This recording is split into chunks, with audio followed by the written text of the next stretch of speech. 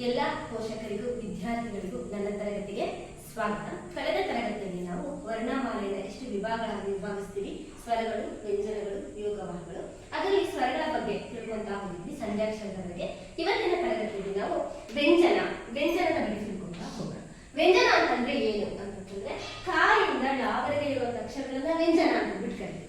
ಆದ್ರೆ ವ್ಯಂಜನವನ್ನ ನಾವು ಪೂರ್ತಿಯಾಗಿ ಕ ಅಂತೇಳಿ ಬರೆಯಲ್ಲ. ಕ ಅರ್ಧಾಕ್ಷರ, ಎಲ್ಲವೂ ಕೂಡ ಅರ್ಧಾಕ್ಷರದಲ್ಲೇ ಇದೆ. ಅರ್ಧಾಕ್ಷರದಲ್ಲಿ ವ್ಯಂಜನವನ್ನ ಬರ್ತೀವಿ. ಹಾಗಾದ್ರೆ ವ್ಯಂಜನ ಅಂತಂದ್ರೆ ಏನು ಅಂತ ನೋಡಿದಾಗ ಸ್ವರಗಳ ಸಹಾಯದಿಂದ ಉಚ್ಚರಿಸಲ್ಪಡುವ ಕಾಯಿಂದ ಳವರೆಗೆ 34 ಅಕ್ಷರಗಳಿಗೆ ವ್ಯಂಜನ ಎನ್ನುವುದು. ಅಂತಂದ್ರೆ ಒಂದು ವ್ಯಂಜನಕ್ಕೆ ಸ್ವರ ಸೇರ್ಕೊಂಡಾಗ ಮಾತ್ರ ಇದು ಕ. ಈಗ ಕ ಪ್ಲಸ್ ಆ ಇಸ್ ಈಕ್ವಲ್ ಟು ಕ. ಯಾವುದೇ ರೀತಿಯ ವ್ಯಂಜನವನ್ನು ಉಚ್ಚಾರ ಮಾಡಬೇಕಂತಂದ್ರೆ ಸ್ವರ ಇಲ್ದಿರ ಉಚ್ಚಾರಣೆ ಮಾಡೋದಕ್ಕೆ ಬರಲ್ಲ. ಈಗ ಎಕ್ಸಾಂಪಲ್, ಇಂಗ್ಲಿಷ್ ಅಲ್ಲಿ ಈ ವೋವೆಲ್ಸ್ ಆದಂತ ಅಕ್ಷರಗಳು A E I O U ಇಲ್ದಿರ ಯಾವ ರೀತಿ ಪದವನ್ನ ರಚನೆ ಮಾಡೋದಕ್ಕೆ ಬರಲ್ವೋ ಅದೇ ತರ ವ್ಯಂಜನವನ್ನ ಉಚ್ಚಾರ ಮಾಡೋದಕ್ಕೆ ಸ್ವರಗಳ ಸಹಾಯ ಬೇಕೇ ಬೇಕು. ಹಾಗಾಗಿ ವ್ಯಂಜನ ಅಂತಂದ್ರೆ ಸ್ವರಗಳ ಸಹಾಯದಿಂದ ಉಚ್ಚರಿಸಲ್ಪಡುವ ಕಾಯಿಂದ ಳವರೆಗೆ 34 ಅಕ್ಷರಗಳಿಗೆ ವ್ಯಂಜನ ಇದೆ. ನೀವು ಕೇಳ್ಬೋದು, ಕೆಲವು ಪದಗಳ ಇಂಗ್ಲಿಷ್ ಅಲ್ಲಿ ವೋವೆಲ್ಸ್ ಇಲ್ದಿರ ರಚನೆ ಆಗುತ್ತೆ.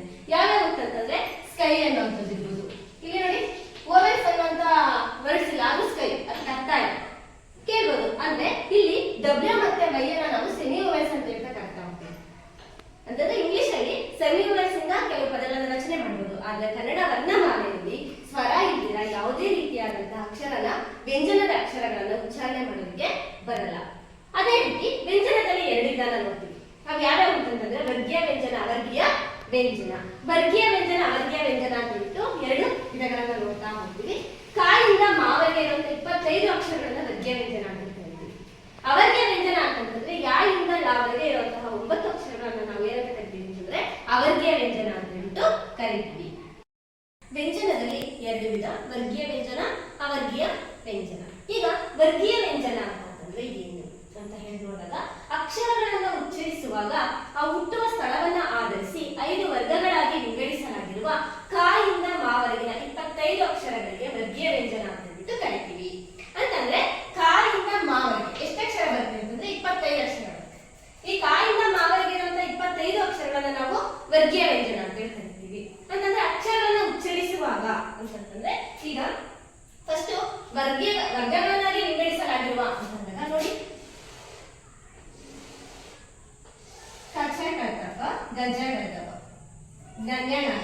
ನೋಡಿ ಬಾಕ್ಸ್ ಅಲ್ಲಿ ಬರೀಬಹುದು, ಕರೆಕ್ಟ್ ಅಲ್ವಾ? ವರ್ಗಗಳು ಚೌಕದ ಆಕಾರದಲ್ಲಿ ವರ್ಗಗಳನ್ನಾಗಿ ವಿಂಗಡಿಸಬಹುದು. ಹೀಗೆ ವರ್ಗಗಳಾಗಿ ವಿಂಗಡಿಸಲಾಗಿರುವ 25 ಅಕ್ಷರಗಳಿಗೆ ನಾವು ವರ್ಗೀಯ ವ್ಯಂಜನ ಅಂತೀವಿ. 25 ಅಕ್ಷರಗಳಿಗೆ ವರ್ಗೀಯ ವ್ಯಂಜನ ಅಂತೀವಿ. ಹಾಗಾದ್ರೆ ಅವು ಹುಟ್ಟುವ ಸ್ಥಳ ಅಂತಂದ್ರೆ ಏನು? ಇಲ್ಲಿ ನೋಡಿ, ಅಕ್ಷರಗಳನ್ನ ಉಚ್ಚರಿಸುವಾಗ ಅವು ಹುಟ್ಟುವ ಸ್ಥಳ ಅಂತಂದ್ರೆ ಏನಂತಂದ್ರೆ ಕವರ್ಗ ಅಂದ್ರೆ ಕ ಖ ಗ ಘ ಜ್ಞ. ಇವರ ಗಂಟಲಿನ ಸಹಾಯದಿಂದ ಮಾತ್ರ ನಾವು ಉಚ್ಚಾರ ಮಾಡೋದಕ್ಕಾಗುತ್ತೆ. ಕ ಖ ಗ ಘ ಜ್ಞ ಅಂದ್ರೆ ಗಂಟಲಿನ ಸೌಂಡ್ ಬರುತ್ತೆ. ಹಾಗಾಗಿ ಇವನ್ನ ನಾವೇನಂತ ಕರಿತೀವಿ ಅಂತಂದ್ರೆ ಕಂಠಿ ಅಕ್ಷರ ಅಂತ ಹೇಳ್ಬಿಟ್ಟು ಕರಿತೀವಿ. ಚವರ್ಗ ಅಂತಂದ್ರೆ ಛ ಛ ಜ ಝ ಜ್ಞ ಅಂತಂದ್ರೆ ಇವು ದವಡೆ ಹಲ್ಲಿನ ಸಹಾಯದಿಂದ ಉಚ್ಚರಿಸ್ತಾ ಹೋಗ್ತೀವಿ. ಹಾಗಾಗಿ ಇವನ್ನ ನಾವೇನಂತ ಕರಿತೀವಿ ಅಂತಂದ್ರೆ ತಾಲವ್ಯಕ್ಷರ ಅಂತೇಳಿ ಕರಿತೀವಿ. ಅದೇ ತರ ತ ಠ ಡ ಢ ಣ, ಇವು ನೋಡಿ ನಾಲಿಗೆ ಸಹಾಯದಿಂದ ಉಚ್ಚರಿಸೋದಕ್ಕೋಸ್ಕರ ಇವನ್ನ ಮೂರ್ಧನ್ಯ ಅಕ್ಷರ ಅಂತ ಹೇಳಿ ಕರಿತಾ ಹೋಗ್ತೀವಿ. ತ ಥ ದ ಧ ನ, ಇವನ್ನ ಹಲ್ಲುಗಳ ಸಹಾಯ ಅಂದ್ರೆ ಮುಂದಿನ 4 ಹಲ್ಲುಗಳ ಸಹಾಯದಿಂದ ಇವನ್ನ ಉಚ್ಚರಿಸ್ತಾ ಹೋಗ್ತೀವಿ. ಹಾಗಾಗಿ ಇವನ್ನ ನಾವು ದಂತ್ಯಾಕ್ಷರ ಅಂತ ಹೇಳ್ಬಿಟ್ಟು ಕರಿತೀವಿ. ಪ ಫ ಬ ಭ ಮ, ಈ ಪವರ್ಗದ ಅಕ್ಷರಗಳನ್ನ ತುಟಿಗಳ ಸಹಾಯ, 2 ತುಟಿಗಳು ಕೂಡ ಟಚ್ ಆಗುತ್ತೆ. ಹಾಗಾಗಿ ತುಟಿಗಳ ಸಹಾಯದಿಂದ ಉಚ್ಚರಿಸೋದಕ್ಕೆ ಇವನ್ನ ಓಷ್ಠಿ ಅಕ್ಷರ ಅಂತ ಹೇಳ್ಬಿಟ್ಟು ಕರಿತೀವಿ. ಹಾಗಾಗಿ ಅಕ್ಷರಗಳನ್ನು ಉಚ್ಚರಿಸುವಾಗ ಹುಟ್ಟುವ ಸ್ಥಳವನ್ನ ಆಧರಿಸಿ 5 ವರ್ಗಗಳನ್ನಾಗಿ ವಿಂಗಡಿಸಲಾಗಿರುವ ಕಾಯಿಂದ ಮಾವರೆಗಿನ 25 ಅಕ್ಷರಗಳಿಗೆ ನಾವೇನಂತ ಕರಿತೀವಿ ಅಂತಂದ್ರೆ ವರ್ಗೀಯ ವ್ಯಂಜನ ಅಂತ ಹೇಳ್ಬಿಟ್ಟು ಕರಿತೀವಿ. ಇವತ್ತಿನ ತರಗತಿಯಲ್ಲಿ ನಾವು ವರ್ಗೀಯ ವ್ಯಂಜನದ ಬಗ್ಗೆ ತಿಳ್ಕೊಂಡ್ವಿ. ಮುಂದಿನ ತರಗತಿಯಲ್ಲಿ ಅವರ್ಗೀಯ ವ್ಯಂಜನ ಮತ್ತೆ ಯೋಗವಾಹಗಳ ಬಗ್ಗೆ ತಿಳ್ಕೊಂತಾ ಹೋಗೋಣ. ಇವತ್ತಿನ ವಿಡಿಯೋ ನಿಮಗೆ ಇಷ್ಟ ಆಗಿದ್ರೆ ನನಗೆ ಲೈಕ್ ಕೊಟ್ಟು ಶೇರ್ ಮಾಡಿ, ಸಬ್ಸ್ಕ್ರೈಬ್ ಆಗಿ ಅಂತ ತಿಳ್ಕೊಳ್ತೀನಿ. ಧನ್ಯವಾದ.